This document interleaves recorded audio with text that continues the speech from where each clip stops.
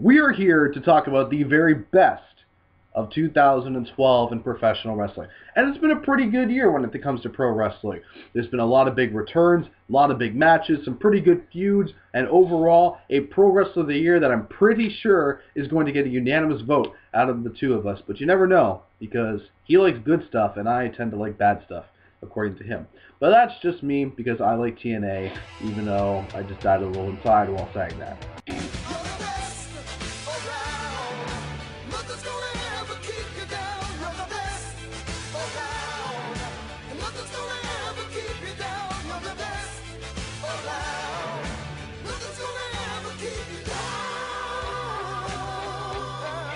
Pro wrestling is filled with many big moments, and a lot of them happen on pay-per-view. But are you willing to spend the money of $50 or more just to watch one of these shows?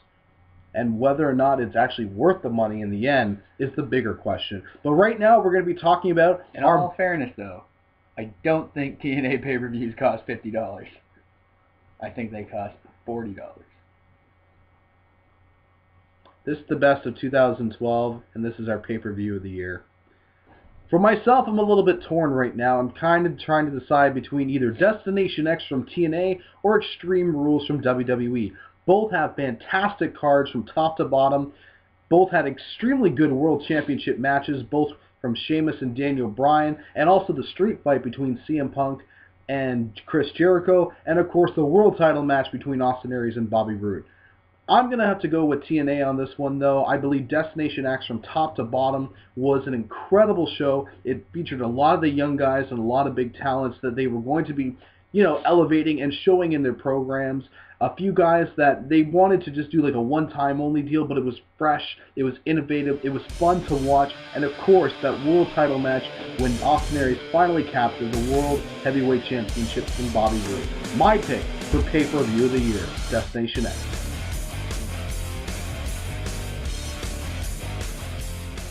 Now, as good a show as that was, which I did watch, I think it was with you, not by myself, but with you. Yeah. So often does the WWE have theme-made pay-per-views. They don't even deliver on the theme. Hell in the Cell. Oh, sorry, that was all you. Go ahead. TLC. But anyway, Extreme Rules of the past year in April, I bought on the big screen on my TV, which I only do for things I really want to see. I'm not cheap. It's just streaming is so much better. Yeah, I'm kidding. But that probably was the first Extreme Rules pay-per-view that they've done since its inception, which I believe is only the third one. Last year was the third one they only did. Where they delivered on the theme. And the matches on the card actually delivered what they were. There was a Falls Count Anywhere match. It went to the back. The least I've seen a Falls Count Anywhere match do was they pinned a guy on the ramp and then went back in the ring and stayed in the ring for 10 more minutes. There's a street fight with two well-seasoned veterans who know how to work a PG street fight. That's right, I said PG street fight. There was actually more than just the PG weapon of choice, the kendo stick. There were some of those, but there was more than that. And not to mention the return of Brock Lesnar, which was highly anticipated by many, and which turned out to be, in his match against Cena, probably one of the most unexpected, bloodiest brawls of the entire year, which I was laughing my ass off when he fed Cena those 4 dirty elbows in the beginning that split his head wide open. It is definitely a liked video on YouTube.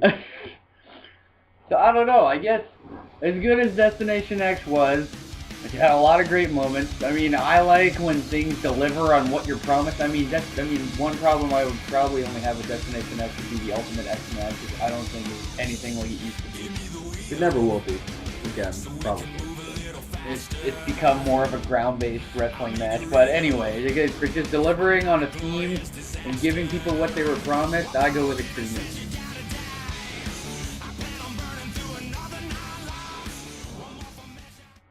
There was a lot of big moments that happened this year. A lot of moments that stood out, making us go, wow, This makes me happy to be a pro wrestling fan. Devon in Aces and Aces is not one of them. I made it through that one with a straight face. Sort of. But we're going to give you our top moment of the year. What was the moment that we just look back on and go, wow, that just makes me come in as a professional wrestling fan? For those of you who may or may not know, I am a huge fan of The Undertaker. Have been since I was a little kid, since I was 4 years old when he first debuted, until probably the day I die am I going to be a huge fan of The Undertaker. So seeing him go against all the odds, against the career breaker known as Triple H, and the Heartbreak Kid. Career breaker. That's a good one. Thank you. I just made that up on the spot. And Shawn Michaels. Keep talking. And Shawn Michaels. I would have to say that him going 20-0 at WrestleMania completely just sealed the deal of how amazing not only this character is, the person doing the character, the worker who Mark Calloway, The Undertaker, is, but just overall the presence of what this man can deliver both inside the ring and outside the ring is just phenomenal. And him going 20-0 cemented his legacy, even though he had nothing else to cement because he's such a legend at this point. The fact of the matter is Undertaker defies the odds, goes into Hell in a Cell with Triple H, and wins, and goes 20-0.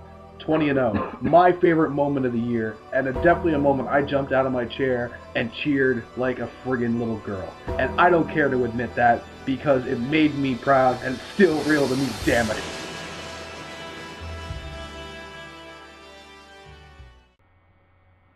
Now, it's no secret to him or to any of my other friends who are wrestling fans that I am probably more than a closet Jon Moxley fan. If you know him, look the name up. I think you'll be pleasantly surprised. Or if you don't know him, I should say, look the name up because you'll be pleasantly surprised. And if you're a fan of WWE TV, you may know him under a different name, Dean Ambrose. He's a fan of yelling and screaming! And more than that. But anyway, my favorite moment would have to be when I was watching Survivor Series at my house. We made it to the main event, and three guys who I thought were dressed like security guards, but they were very oddly dressed security guards compared to what you normally see with the big white security written here, jumped the rail and attacked Ryback before he had a chance to win the title. And then I looked in closely, and I could pick out two of them, and then the one on the end who was throwing the most awkward punches you will ever see. And when I finally realized who it was, I jumped on my phone, and I texted him, and I texted everybody, and I said, Jon Moxley is on a pay-per-view. Yeah. I think you texted my girlfriend who did not care whatsoever. I did not. But they put him in a good concept for a faction. Obviously, if you've been watching, you know what it is, The Shield. I'm expecting to see big things with what they do with him. I'm trying to turn my friends into Jon Moxley fans. I don't know if it's working. But that was my favorite moment of the year. The Shield jumping in the ring, screwing over Ryback at Survivor Series. Last Dean Ambrose. Yeah.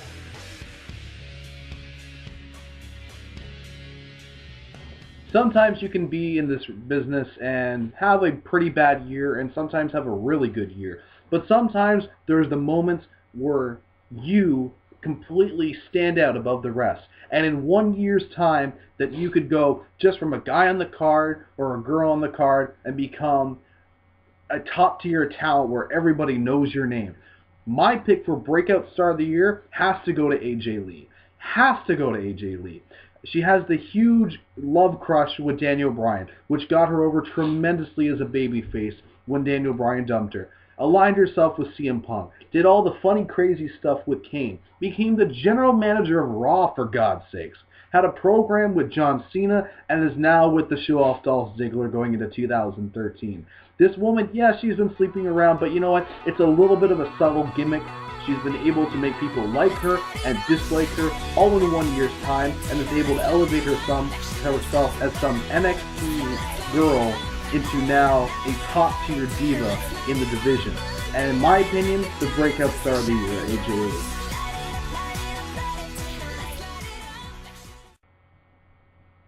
Now we come to my opinion, which will differ greatly from that. Yeah. One name Ryback. What'd you roll your eyes like that for? I had an itch. Ryback. A guy who maybe 1 year ago in January didn't even know existed, or knew him only as Skip Sheffield on injury. Came back, who a lot of people didn't take seriously at first. I will admit I was one of them. He was one too, apparently.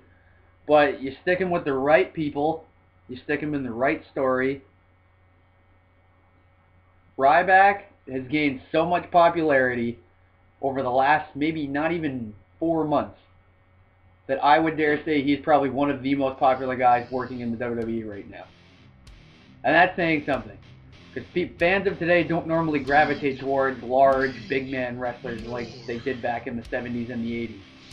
Nowadays, people are more accustomed to the smaller, more workhorse guys. But Ryback has gained so much fan following in the last 4 months and has been in so many high-profile matches that could have gone to anybody else that it's hard for me not to say that he's not the breakout star of the year.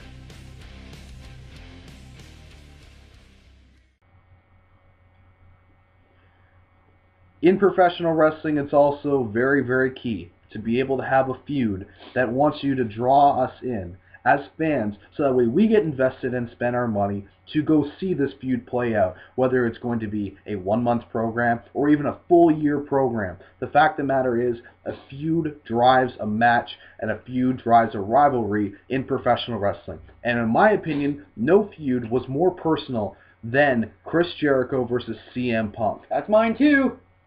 Well, we're covering this off pretty damn easily. An honorable mention has to go with James Storm and Bobby Roode.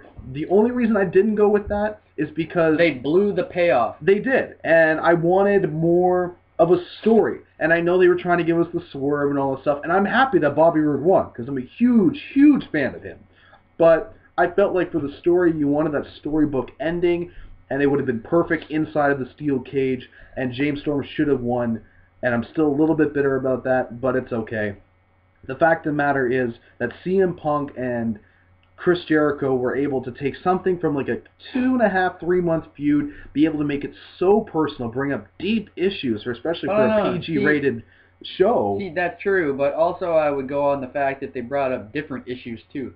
Yeah. CM Punk has probably been involved in maybe 3 or 4 feuds in the past, list that I can think of, where things have been brought up about his disdain for alcohol. But this went deeper than that. But where that disdain comes from, besides just him. Other reasons of where that lack of saying, or the saying no to the drugs and the alcohol would have come from. So that was different. I haven't seen that done before. So that's why that gets a thumbs up for me.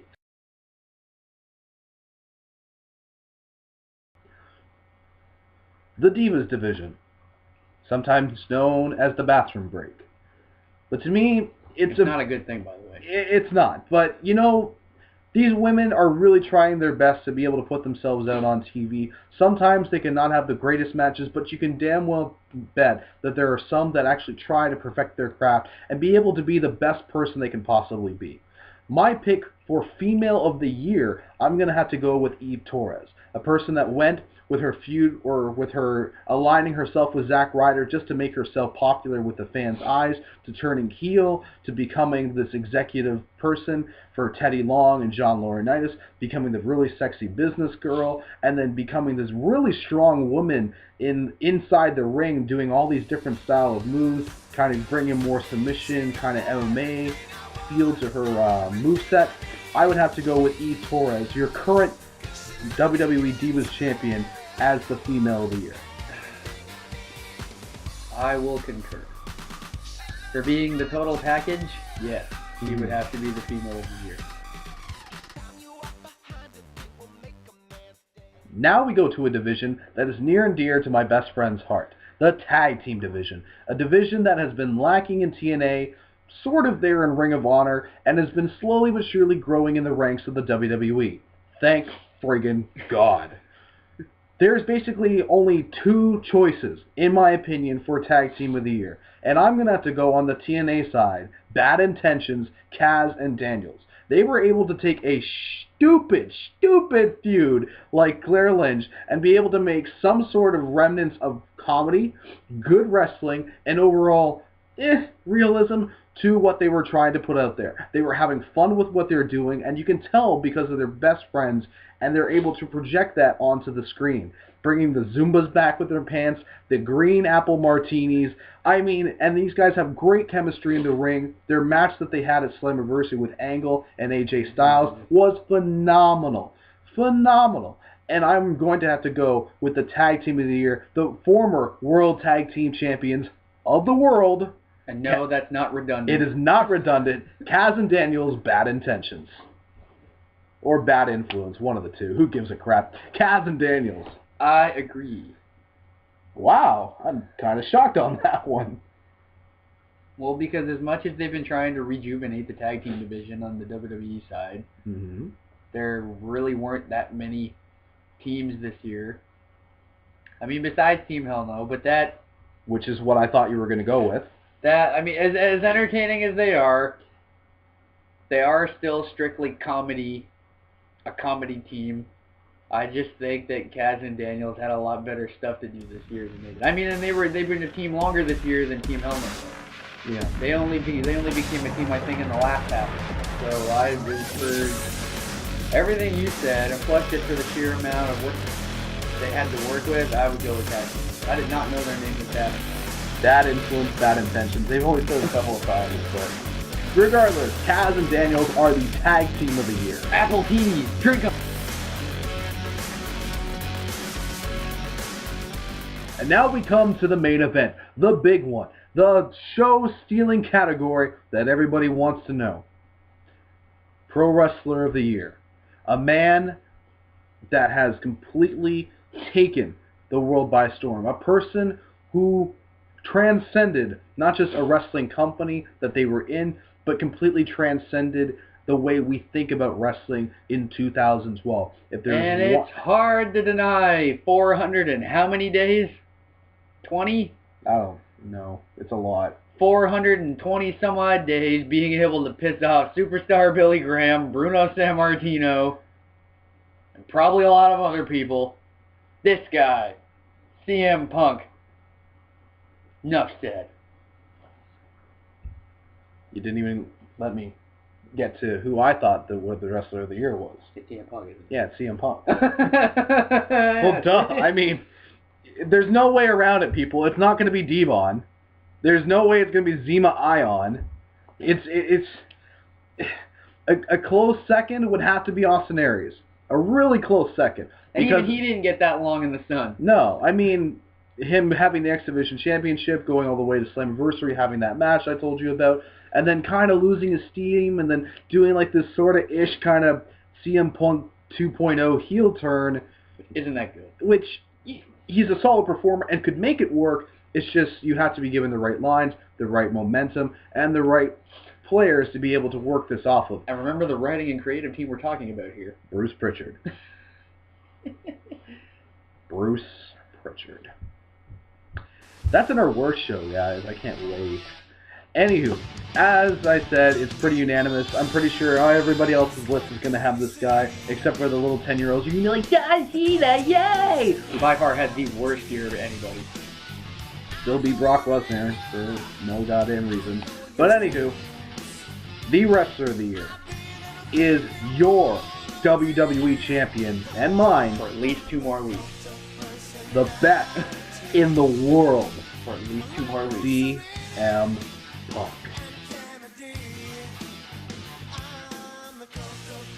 Thank you very much for joining us here for our Best of 2012 show. If you have not checked out our Worst of 2012 show, it's because we haven't made it yet, but we're probably making it after this. So if you're watching in a reverse order from worst to best, maybe you should send the other way around. But that's not a big deal.